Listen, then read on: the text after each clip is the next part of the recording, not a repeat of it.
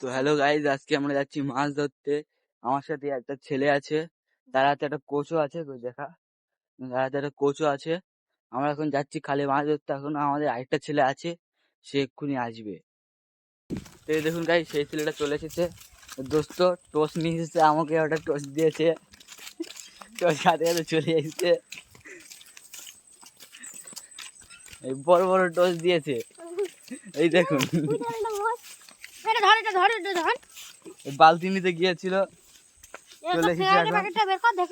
এই দেখুন, लेकिन एक सेकंड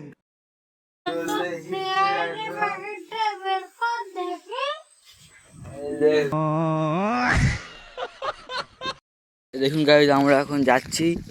এখানে দেখুন কি বড় মাঠ, দেখুন এখানটায় শুধু।